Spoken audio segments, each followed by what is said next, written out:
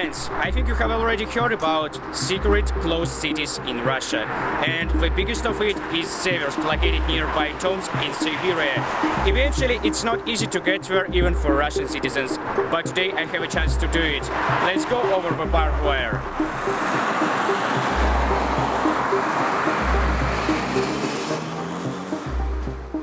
Seversk, or it was officially called as Tomsk 7, is the largest closed city in Russia and continues to be so in our days.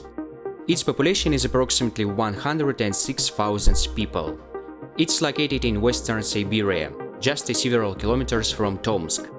Now there are 38 closed cities in Russia, and about 1.5 million people live in them. Closed cities are connected with military needs or with the nuclear industry.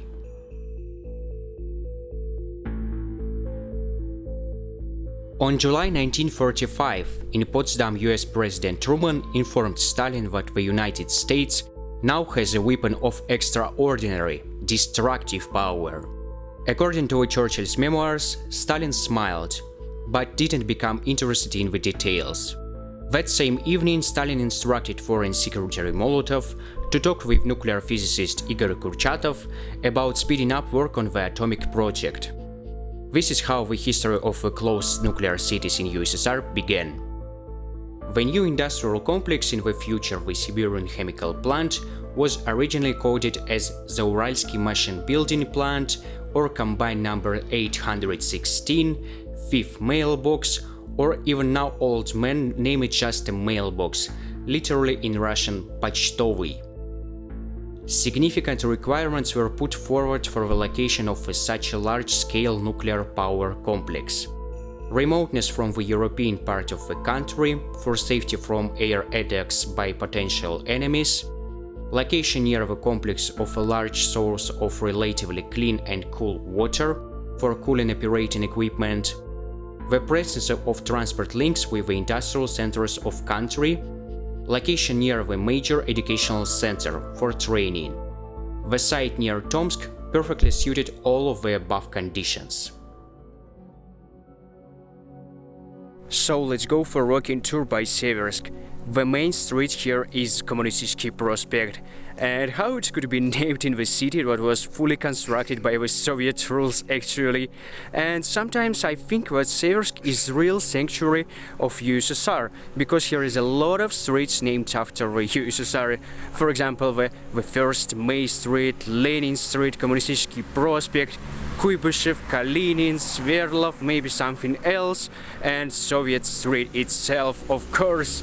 So if we will go from the beginning of Kommunistsky Prospect till the end, we may observe how Soviet architecture was transformed during the time, and hopefully we will not meet communism in the end of Kommunistsky Prospect. The names of the streets in Seversk really make it clear that time seems to have stopped here. In the old part of the city, among the endless primordially Soviet names and Soviet figures, the street in honor of peace even wormed its way.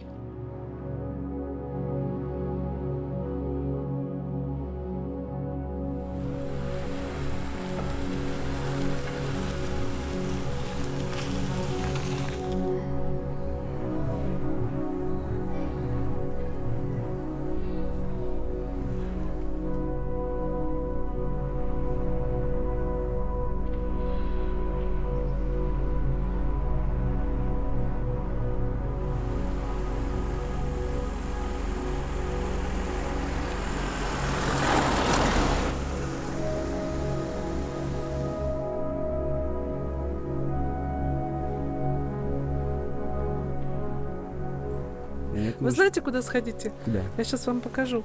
Вот я сейчас оттуда, вот сейчас иду, любуюсь. У меня просто там женщина знакомая занимается клумбами. Она оформляет красиво очень у нее возле дома. Вот я заметил, что тут очень многие хорошо так оформляют, да, придумывают вот посмотрите, территорию. Вот видите, я вот поснимала, вот видите, какая красота у нее. Вы не представляете, там, во-первых, вот эта белая трава, это алисум медовый, там такой аромат необыкновенный, и у нее так цветет все очень красиво. То есть вот сходите, посмотрите. Хорошо. Вам будет очень приятно, и на ютубе очень поснимайте. Это просто для людей такое наслаждение, когда увидишь такую красоту. Вот сейчас вы повернете и до конца улицы, там угловой дом, прям во двор сюда зайдете, до последнего дома по правой стороне, и там вы прям увидите, ну, там красота необыкновенная.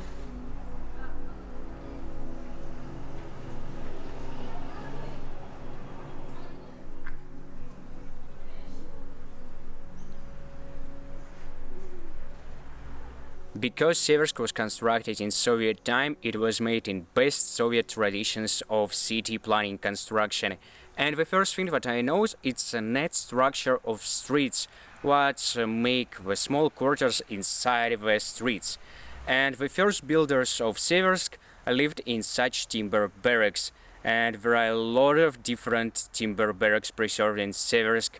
So these buildings was constructed in 50s, and unlike Tom's wooden house, it was constructed in the end of 19th century even, in these houses canalization is existed, so it was 50s. And another similar houses like this, made of 2 floors, it's cinder blocks houses. They was frequently made with timber ceilings too.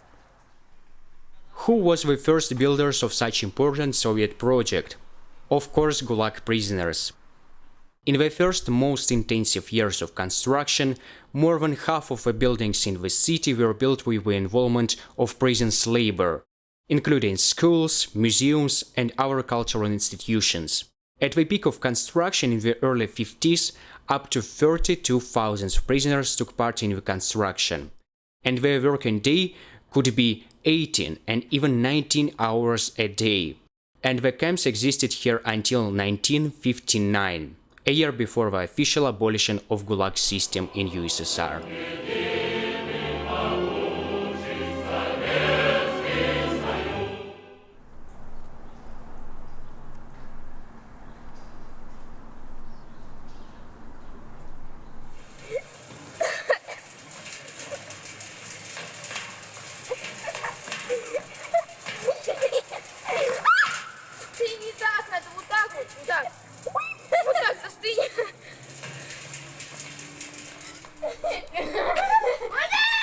Ребята, чем вы летом занимаетесь в городе? Гуляем. Я ездила недавно на море и на Горный Алтай. А я никуда не еду. Я тоже на Алтай. А у тебя волосы. Можете передать привет Америке? Привет, Америка! Что такие популярные становятся? Привет, Америка! Нет, скажите там Hello, America.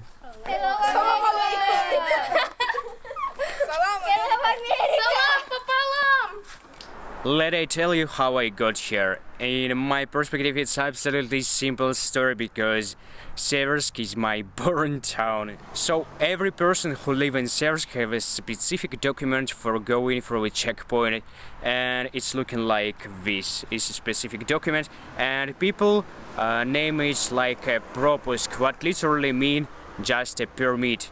So you can check it, and it's looking like this. Here is just the footage of myself and some additional information, and you're gonna see such an amazing shot where it's approximately 13 years old, maybe like this.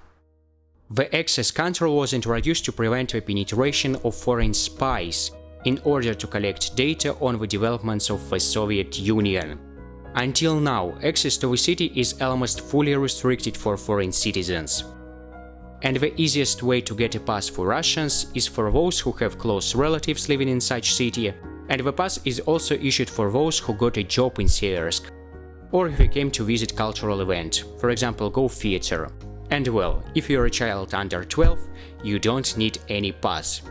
The total area of Seversk, surrounded by barbed wire, taking into account the production sites and our buffer zone, is 486 square kilometers, which is slightly more than area of Andorra, for instance. So it's like a country within another country.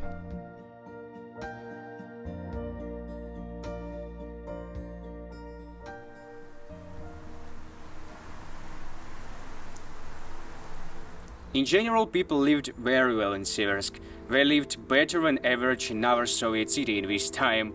There was no goods deficit almost even. And the main reason of it, because of the harmful production. It was strategically important production for all USSR. And the second reason was people didn't want to leave this city to their hometown where we came from. And here was made everything for people what they could feel in themselves here, like in the Soviet paradise. For example, here was made the natural park, and as far as I know, this park was established on the naturally preserved old pine grove, and within this grove is located even the zoo park.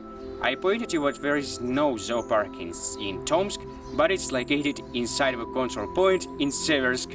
Actually, I think it's not the best commercial solution for locating here the zoo park, because people can't get here easily.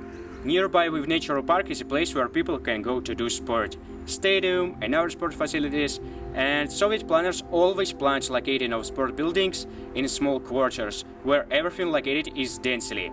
And Soviet people even named it like спортивный городок or больничный городок in case with hospitals, which literally means sport town or hospital town.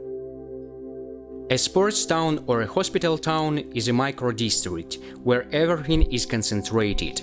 Probably this is also had some kind of collectivist ideological intent.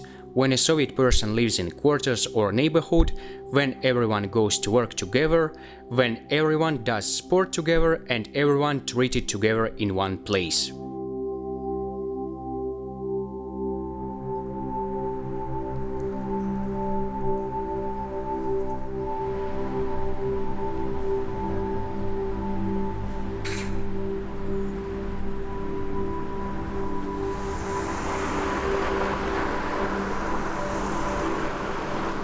Here we go on the main city square in Seversk. And what do you think how it can be named? Yes, you're right already, it's named after Lenin. And on this square located one of the biggest monuments to Lenin in everywhere. Another interesting moment about this square, but here is the table that shows not only the time and date, but in general every table in Seversk show not only time and date, but it also show the radiation rate. There are 4 different manufacturers in Seversk: radiochemical, chemical metallurgical plants, sublimation plant and isotope separation plant, where was enrichment of plutonium itself. And additionally here was constructed nuclear power station, mostly for necessities of manufacturers. All 4 enterprises are united by the Siberian Chemical Combine, or more official Siberian Group of Chemical Enterprises, which is now a part of Russian state company Rosatom. In the early 60s, the future liquidator of the accident at the Chernobyl nuclear power plant, Valery Legasov, worked in Seversk as a young specialist. It was Legasov who proposed to bombard the reactor area from helicopters with a mixture of boron-containing substances, lead and dolomite clay. The memory of Chernobyl tragedy was also preserved in Seversk.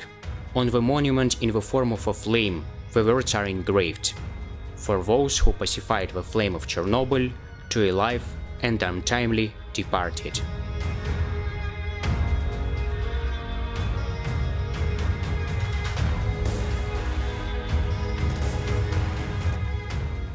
Even in those horrible 90s for Russia, people here lived much better than the rest of the country.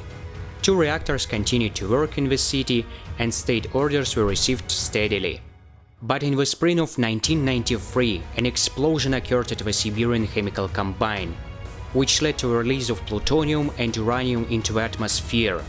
The radioactive cloud by a lucky chance flew away to the most sparsely populated site of the northeast. For Tomsk, as a regional center with a population of 500,000, the direction of the wind that day turned out to be saving. In total, more than 700,000 people could be in the infection zone.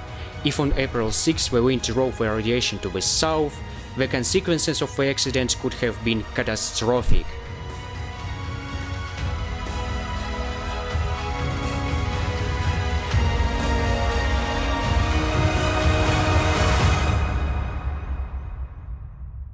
In accordance with the agreement between Russia and the United States to stop the production of weapons-grade plutonium, all nuclear reactors at the Siberian nuclear power plant were shut down in 2008, but the factories are still in operation.